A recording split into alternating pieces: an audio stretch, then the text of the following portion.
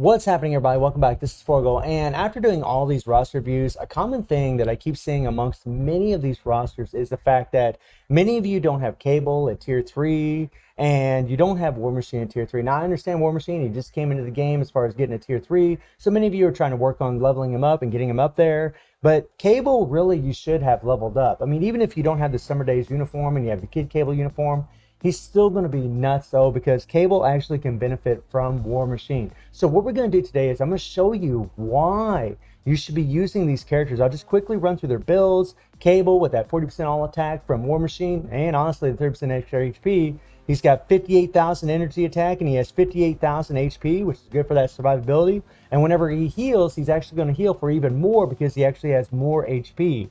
All of his stats are pretty much maxed out for the most part. He does have some Odin's Blessings. He has 1, 2, 3, 4, 5, 6 Odin's Blessings, and the rest of his Urus are Mythic Urus.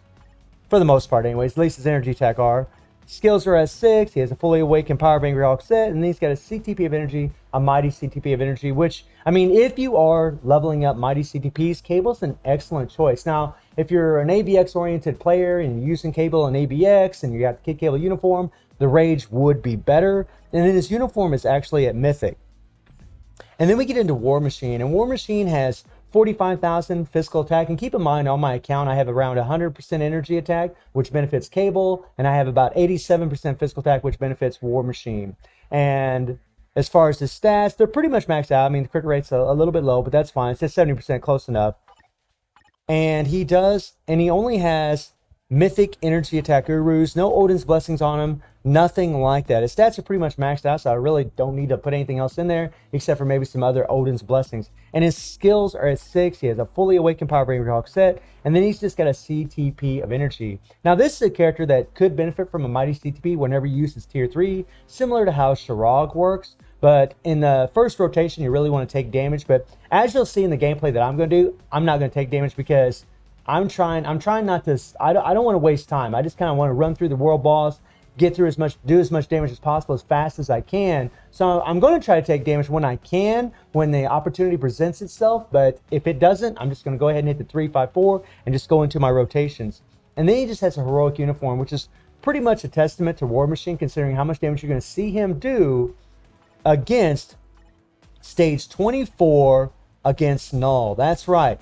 These guys broke the barrier. I was at 22, which is Cable, before War Machine entered this game. And then when War Machine jumped in here and we got that 40% extra all attack from his passive, well, now I've been able to beat 24 and actually beat it with time to spare. That's how much 40% all attack made on my account, you know, considering I do have 13% Pierce, and I've already told you my physical and energy attack stats. But 24 is the cap for these guys, because once you go to 25, then you can only use female. Now, the bad thing about Cable is once you get to 15, you can only use human, and he's a mutant. That kind of sucks. But once you get to 20, then you can use male superhero. And from 20 to 24, War Machine is going to be relevant all the way through because he's still a male. But War Machine and Cable together, they can absolutely do this. And again, I can do it with time to spare. I probably don't even need 13% Pierce. Maybe with 10% Pierce, maybe with good quality builds and enough energy and physical attack, on your cards, you probably could do this. I mean, it's a testament to how strong these characters are. And this is the way that I decided to go with the team. Sorry, buddy, not right now. War Machine does have 30% ignore dodge, and with Cable's ignore dodge leadership, it's going to be pretty much maxed out. 80% ignore dodge, but War Machine also has a CTP of energy, so he has max ignore dodge at all times. And Cable's going to pretty much have max ignore dodge. He's got 50% here, and then he's got, 30, 40% whatever from a CTP. I can't remember off the top of my head. And it's going to be pretty much maxed out. And then we got Cyclops for the extra 15% energy attack from his passive to Cable. It doesn't apply to War Machine. So War Machine's only going to be using his own stats. He's not getting any kind of leadership or any kind of other buff except for his self buffs from his own passives. We do have a CTP of Insight on Cyclops. And then as far as strikers, we got some damage dealt to supervillains, and that's it. We don't need any ignore dodge strikers because we pretty much have enough ignore dodge. Now, I've already pre-recorded this run, so you guys can check this out and watch it, because it did take me a couple tries. I'm not going to lie to any of you, but it wasn't too difficult. The first time I did it and actually cleared stage 24, I did it the first try, but then after that I found out it was a little bit more difficult than what I initially thought. So we'll go ahead and bring it up right here. All right, let's do it. Okay, so we're just going to start with Cable. We're going to build up his beatdown proc, get that extra pierce from it. And then, 3-5-2 or 3-4-2-5. We're just going to poke around. And the thing about this stage, at least, today, is that, we're dealing with time freeze, we're dealing with tornadoes. I mean, we got a lot of obstacles. Now, here's what I mean by I'm not going to try to take damage with War Machine. Whenever the cage shows up, you're not going to really take any damage unless the tornadoes show up. So I'm just hitting 3-5-4. I really don't want to waste any time. And then we switch back to Cable. Got stunned there, got knocked back. Ugh. And Cable having that extra 30% HP is really helping him big time here because Knull's attacks and these environmental attacks are doing a tremendous amount of damage. So now we can switch back to War Machine. And there, we were a little late on the tier 3. Again, when you play War Machine, you got to be damn fast. You got to be 3-5-4, tier 3. 4 tier 3, super, super fast. And there I was a little bit slow, so I didn't quite get it. The proc actually landed on the 4 skill instead of the tier 3 there, which cost me a little bit of damage. So this isn't an optimal run, but let's be honest, most of the time whenever you play, you're not going to get an optimal run. And whenever the vines are coming down, whenever Cable's doing his 5th skill, he can get caught. So it's always a good idea whenever you're using Cable to go ahead and let his tier 3 play out. Like, use his tier 3 and just, proc on your tier 3. Don't proc on your 5th skill, whenever your tier 3 is available. Now here I'm going to actually try to take some damage because in this part of the phase, you can. Now I'm actually standing there. I was trying to hit the 3rd skill, but yeah. But we did take a little bit of damage there. And you can definitely see the difference. I mean, look at this guy. Stage 24.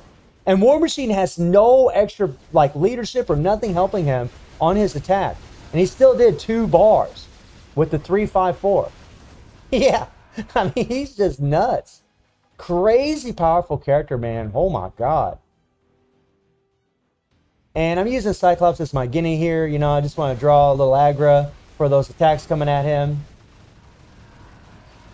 I do love playing War Machine, but I honestly can't stand his short delay on his 3rd skill. It drives me nuts. Oh yeah, oh yeah. We're just plowing through it. Piece of cake, man. Piece of cake. This time it took me 3 tries. Like I said, the first time I did this, I did it the very first time and I got the clear. But then I had to do it a few more tries to actually get it. A funny story, I actually recorded the first time I cleared this, but for some reason it didn't take. I don't know what happened. Maybe some technical difficulties, I'm not really sure. So I had to actually re-record this thing. But it's real important, if you have the beatdown proc, to keep making sure that Cable, builds up that proc. And that thing can only be procced every 10 seconds.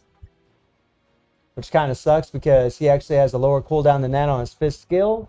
But it is what it is. Come on, come on, come on, come on. Oh, we got time frozen. I mean, really, honestly, I think the environmental hazards are the worst of this. Knull is actually pretty easy to deal with. It's the damn environmental attacks. Those are the things that really get you. Like all these damn tornadoes, the time freeze. Oh my god.